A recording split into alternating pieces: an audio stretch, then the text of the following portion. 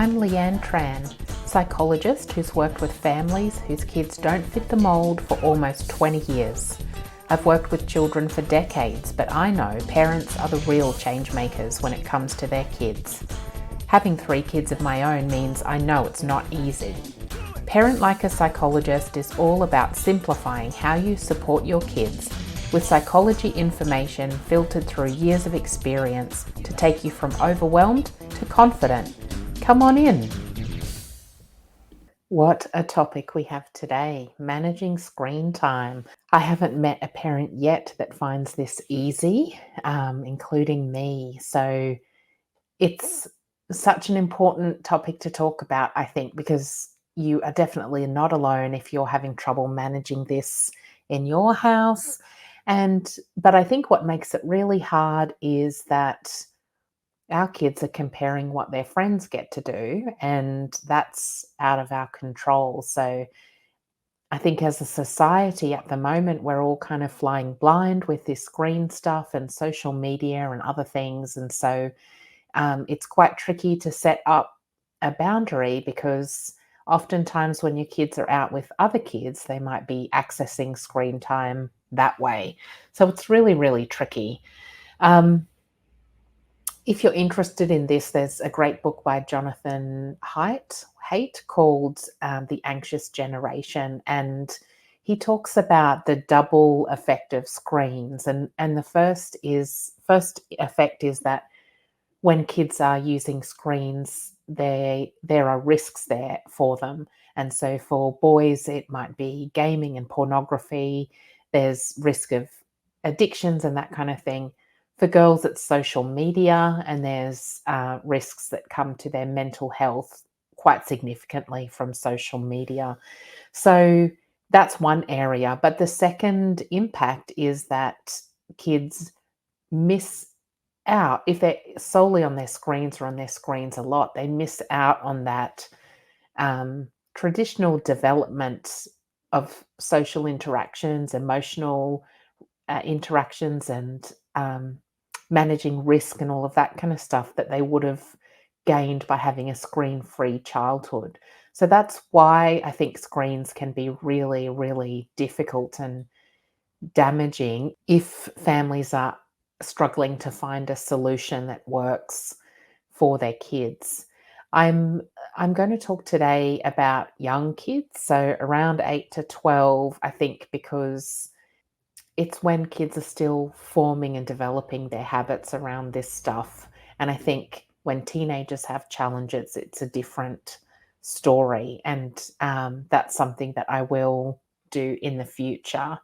But yeah, for today, trying to focus on what you can do a little bit earlier. It's still, 8 is still big enough that they've had screens for a little while. And yeah, you're not right at the beginning. So you can still change the guidelines and boundaries you have at home, even no matter how long your kids have been using screens for. So I'm going to give a couple of tips today. There's probably like 4 main tips, but then I wanted to talk about using screens as a reward because parents often mention that to me as a bit of a barrier in terms of putting in place good boundaries. Or when I say good too, I mean boundaries that you are happy with as a parent, because it's not really for me to, I'll tell you if I think it's harmful, but everyone's going to choose the right thing. So when I say good boundaries, I mean, that you're happy with it and feeling calm and relaxed about it at home. And then I'm going to talk a little bit about neurodivergent kids as well. So if your child's autistic or has ADHD, there might be some tweaks we can do to the screen time situation. So the first principle about managing screen time for your kids is to set some limits. So kids always need us to set the limits because that's what keeps them contained, feeling safe enough that they will develop. They can explore within those boundaries. So the first, you can do that in 2 ways. And one is the hours or the amount of time they have on screens. and the other one is the type of content. So for kids, I think it's great to aim for probably up to 2 hours maximum a day, including homework stuff. And this is potentially they could have more on the weekend, but this is during the week. So it helps make sure that they have time for other activities like um, physical games and exercise, reading, learning, and family interaction as well. So limit the amount of screens they have. Um, that's one way. And the other part of setting limits is the content as well. So you might really want to monitor what kind of games they're playing. Is it educational or developmental where they're working their brain, or is it quite basic and something you're not really happy with them doing? The other thing too is the appropriateness and maturity of the content as well. And you can try to do that by making sure you're always aware of what they're doing. The second part is the boundaries. So once they've got limits, create some boundaries about where and when they use the screens. So it might be that, I mean, a really basic, I don't want to say basic, it's not basic, but probably a really strong recommendation from me is that they don't use screens in their bedrooms. For two reasons. One, that you can't supervise what they're doing often if they're away out of a family space. But the second thing, too, is it's just terrible for sleep hygiene. And we need kids to sleep because we need to sleep as parents. So keeping them out of the bedroom in a family space is a lot safer. Having some places where screens aren't allowed, so that would be potentially or times of the day when it's not allowed. So, dinner time or at the table for meals, that kind of thing. You might decide to have none before school. That's definitely what my family do, and that works for us. Or you may find that you want to do it not on in the school week, but just on the weekends if there's no iPad or computer homework in your school. I think too that kids find it a lot easier to go with daily, like rules that fit every day rather than, maybe you can use it every second day. That's just a bit too abstract for kids. So it's either not at all the time at these times of the day. So that's another way you can create boundaries as well, is scheduling the screen time. So it might be, for example, in the morning after breakfast, at least. I try and do that in my house on the weekends. And in the afternoon, it could be once all of their after school routine or chores have been done and the homework's been done, because it's great to use these things as preferred activities. So at the end of the non preferred activities or jobs to do. The third idea is about how to get your kids to follow these rules. And you can get them to follow the rules by involving them in them to start with. So, talk about the screen time boundaries and guidelines with your kids. Talking about them as rules for a lot of kids is okay. If your kid doesn't like the word rules, then just create another word for it. I think they're more likely to feel included and valued and follow the rules if they're part of them. But the other thing too is that it lets you consider it from their point of view, what's practical or not. So often kids will say they're really tired when they come home from school and they want to do it then. So if you could potentially encourage them to do something else when they're tired, so maybe you don't get them into their homework straight away and give them some time to chill out on the trampoline with some fruit or whatever. First, you're understanding their motivation to do it then, and you're kind of making it, you can then make a seamless kind of process or routine for it to work for both of you. Um, the other thing is to use some apps or things, parental control. So there are tools you can use to help with the limits, which might be a time limit or also the content limit. But the final and probably most important piece of advice is to lead by example as well. So if we want our kids to not use screens as much, we need to not use them as much ourselves as well. The thing that's hard for kids is they don't know what we're doing. They don't know that we're putting things on the grocery shopping list and writing back to that email from school and doing our banking or whatever. All they see is us with a screen and they think it's not fair. They want to do it as well. So, leading by example is a great thing to do. How to make it work, I think, is if things are tricky, you can set up a reward system so that when kids follow the rules, they might earn some extra rewards. It might be more minutes on the weekend on the screen. It could be anything else, doesn't have to be screen related. Um, and offer some alternatives as well. So maybe get into the habit of doing other fun things together, like board games or puzzles or playing outside. And your kids might need you to be involved in that a bit in the beginning while they're just learning that there's more to life than screens, more to life than Minecraft or Roblox. And then eventually they'll be in the pattern and you don't have to go jump on the trampoline with them anymore. So, using screen time as a reward is the next thing I wanted to discuss because lots of families say that they do this and it really works a lot to either remove the screen if their child's misbehaving or to give the screen as rewards when their kids are doing well. I think that's not such a difficult thing. I mean, not such a troublesome thing to do if your child seems to be able to handle it. But again, I think potentially if you want them to reduce screen time, there might be other things they could earn as rewards. So it might mean family activities or something like that.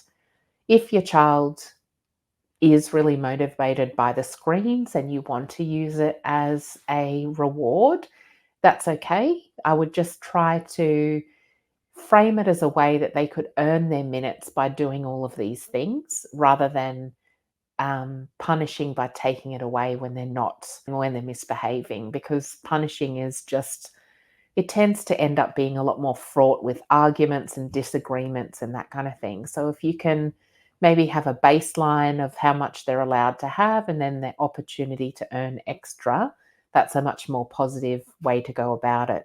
And again, have really clear expectations about when they can use their rewards. And maybe once they've finished all of their tasks, whether that's homework or jobs in the afternoon as well. And you need to be really clear about what earns minutes and what doesn't.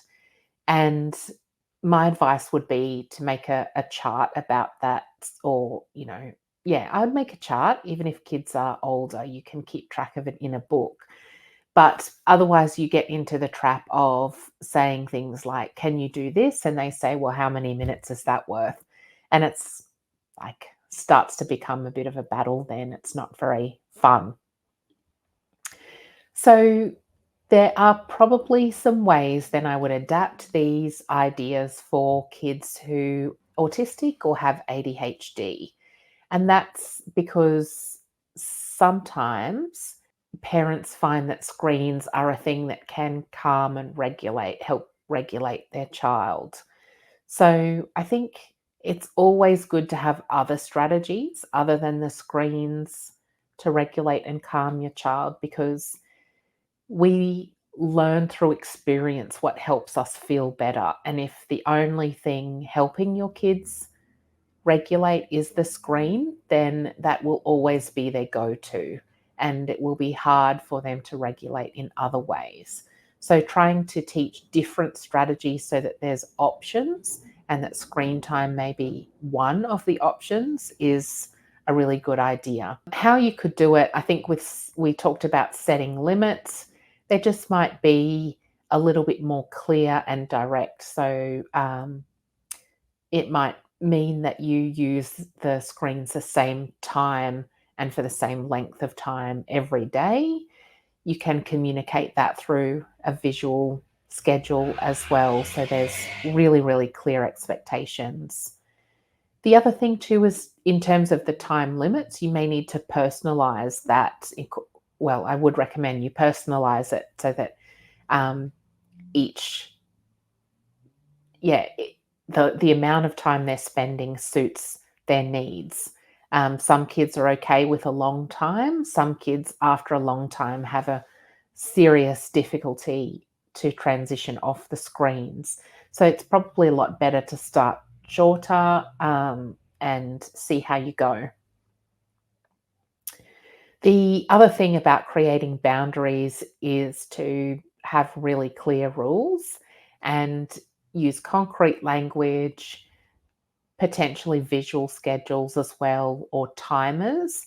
And so that's a way that you can make things really consistent so that your kids are really clear on the boundaries and expectations.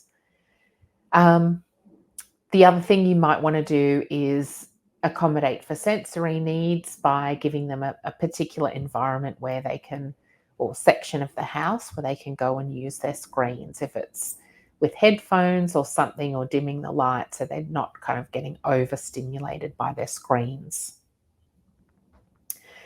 When we talk about encouraging your kids to follow the boundaries, I think it's good to use again some different strategies that will help um, autistic brains or ADHD brains to manage the transition and the timing. So something like a timer or a visual countdown timer. There are some apps as well that will, or even an iPhone timer will help, because you put it on and there's a visual about the time gradually getting slower so that they know about when it's time to stop.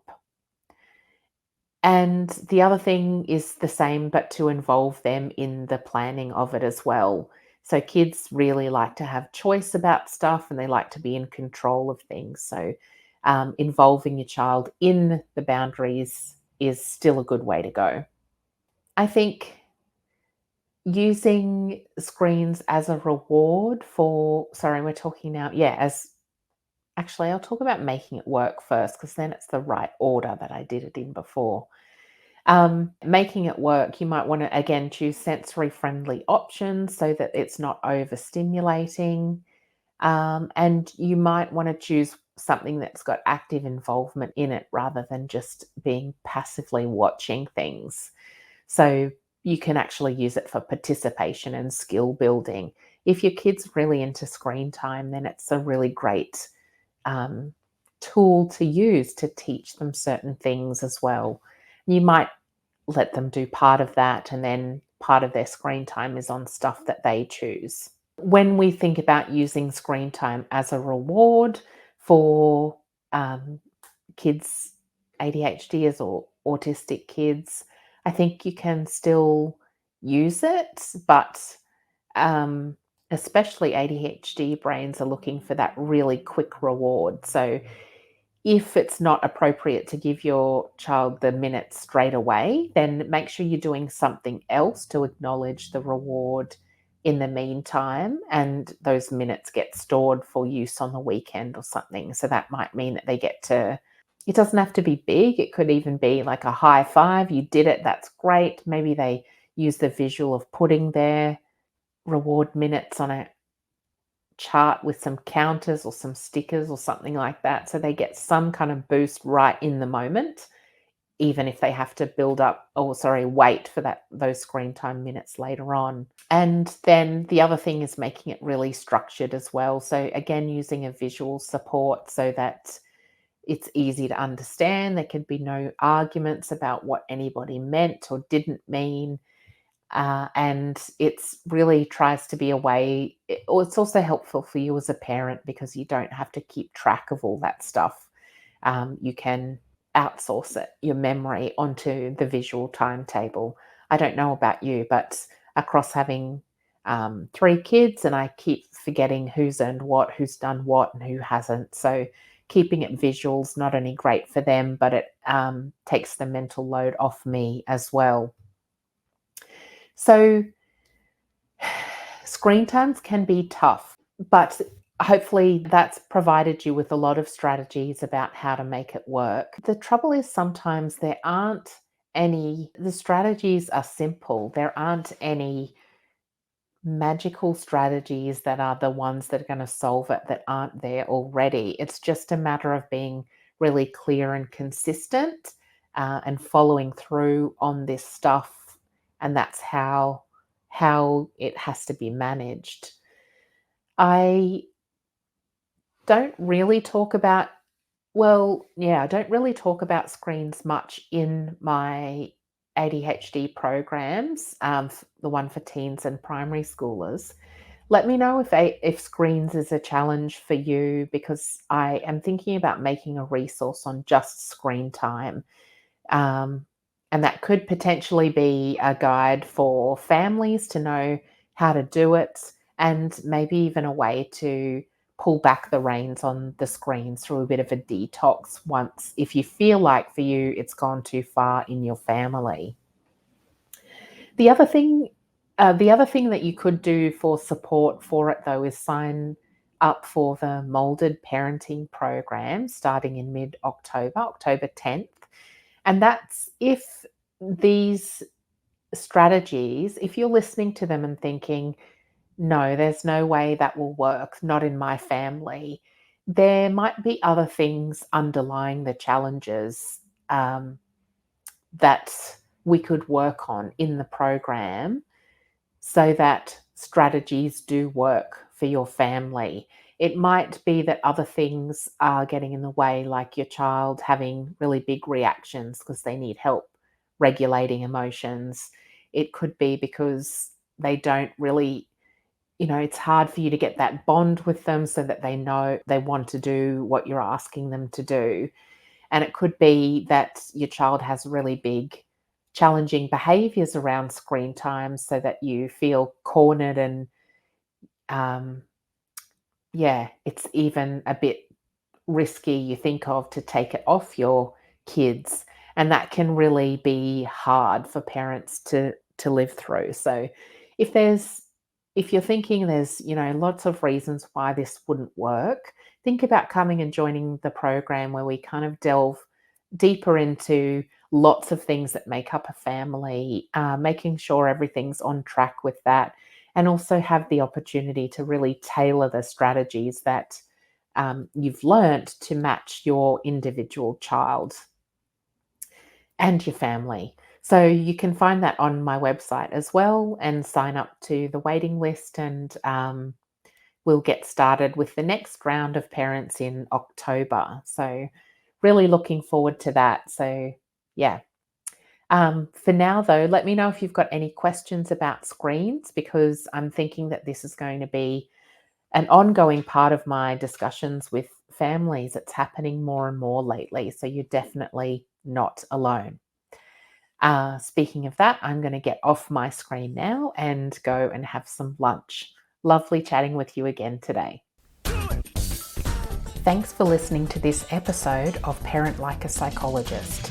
If you found it helpful, please share on Instagram so other parents can benefit too, and tag me at Leanne Psychology so that I can say a big thank you.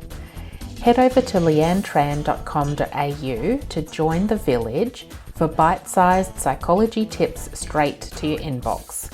I really hope this podcast has brought a new perspective and you a step closer towards a calm parent and a thriving child. Have a delightful day.